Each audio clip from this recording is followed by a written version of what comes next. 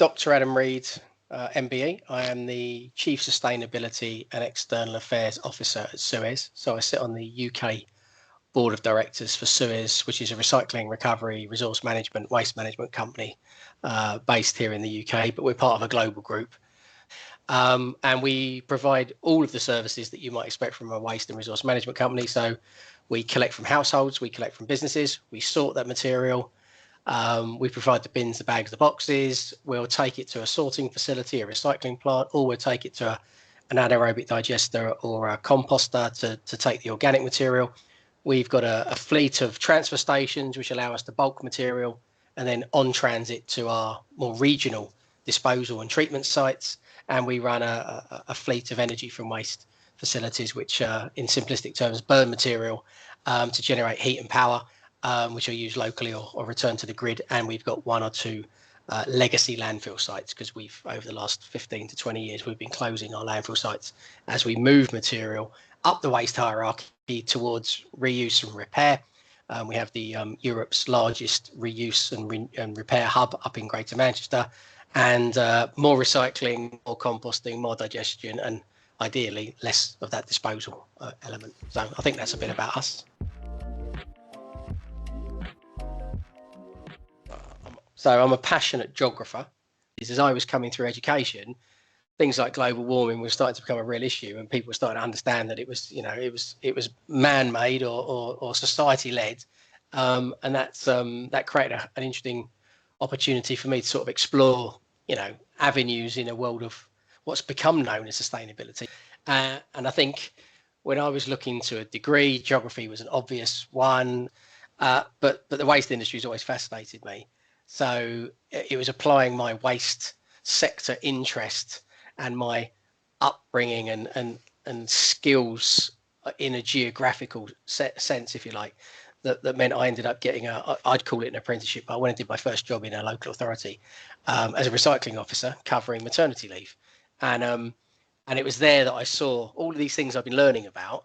It was real. People weren't doing what they were asked to do. They weren't segregating properly. There was litter on the street. There was a huge expenditure going into clearing up when, if we did it right, you wouldn't pay for clear up. You'd be investing in the upfront infrastructure. And I quickly realized that, the exam question was, why aren't we doing what we should be doing? And so I generated a PhD research topic. I ended up becoming a member of staff. I ended up teaching undergrads and master's students. And that's kind of led to me becoming a consultant for 15 years. And then 8 years ago, I got a phone call from the chief exec at Suez saying, we need to sort government out. Their policies are all a bit awry. This is a space that you're really comfortable in. Do you want to come and do what you do now with a brand like Suez? And I was like, this is a nice fit. So for the last 8 years, I've become government's critical friend. Sustainability doesn't mean the same thing in every location. It can't. I get the pillars of people, planet, and profit. You need to have balance and harmony, but balance and harmony in, sub-Saharan Africa will never be the same as Siberia, because the conditions are different, and therefore resources are different, and therefore priorities are different. And I think that's what makes sustainability, in my case, geography, such a passion hobby of mine. Because actually, it doesn't matter where you go, the principles apply, but the answer will be different. I always think the challenge of sustainability is a difficult one for most people to get their head around, because most people want to live in a world where there's little waste. They want to live in a world where we keep resources moving, and they want to live in a world where their kids and their grandkids have got a chance. Where it becomes a challenge is where you're asking people to change. And often the sustainability space has become this kind of, you're asking us to become cavemen or cavewomen, and you're asking us to not make choices. What we have to show is that there has to be balance. You want resources to still be there 20 years from now, so that we've got an economy that can thrive, so we can look after, society at large. Suez is all about environmental improvement. It's all about community engagement, because they're the people we're servicing. If the people of Milton Keynes are not happy with their bins, we're going to know about it, and they're also not going to do it right. So it's really important that we're community centric and environmentally sound, because if we're not environmentally sound, people will stop hiring us because they'll be like, well, you just talk the talk. You know, you've got to deliver on recycling, reuse, repair, energy recovery. You've got to showcase that you're taking us to a better place. So I think people who work for Suez, on the whole, get that and are really, really great people to therefore engage with, because the board as a whole have set sustainability as our core objective. 9 strategic goals at Suez: 3 people, 3 planet, 3 profit. And the reason we got 3 that are related to profit is because if you don't generate enough revenue and you don't generate enough profit, you can't invest. And the third pillar of profit is investment in innovation, so that we're ready for the next challenge. We're ready for the next sustainability issue. So I think there's an increasing demand to segregate recyclables. So that means you need more people doing it, both at the curbside. Our crews become bastions of quality.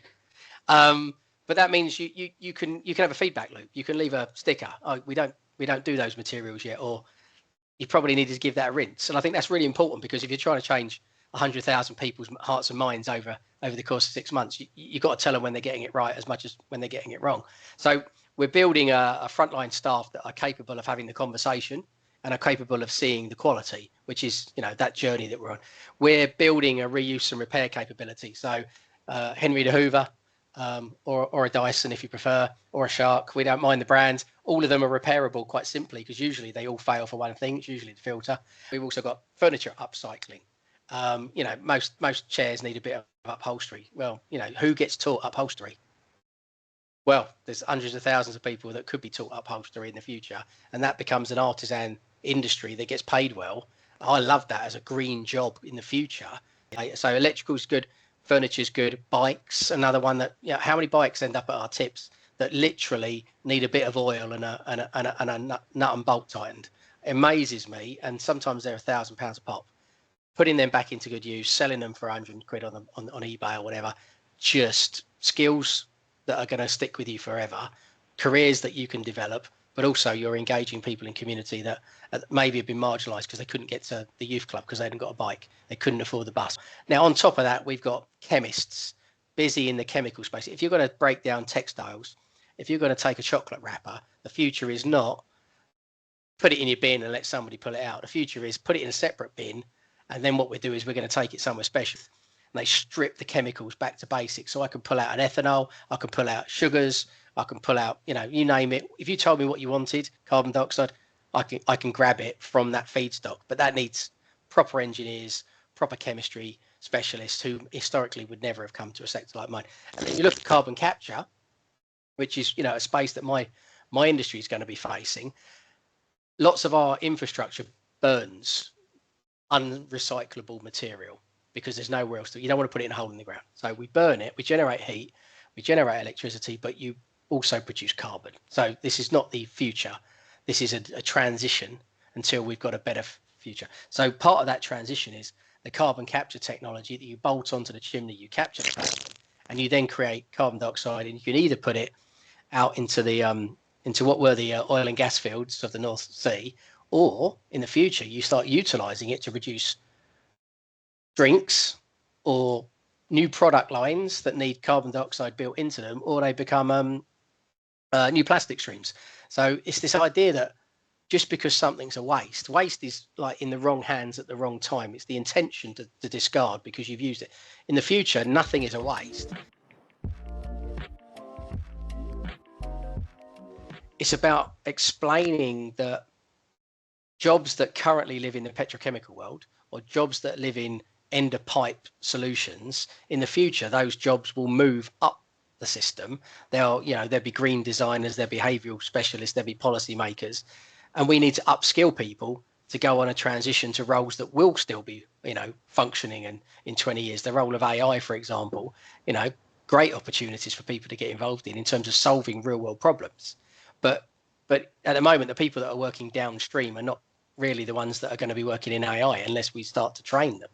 So I think, there's something about our legacy that goes, this isn't a threat if we can embrace the change, and we'll help you embrace the change because we want to take the journey together. To me, is the future is a very different set of circular economies, and all of them come with new skill sets and new opportunities. The workforce in the resources and waste sector is going to go from 130, 140,000 core people today to over 350,000 by 2040.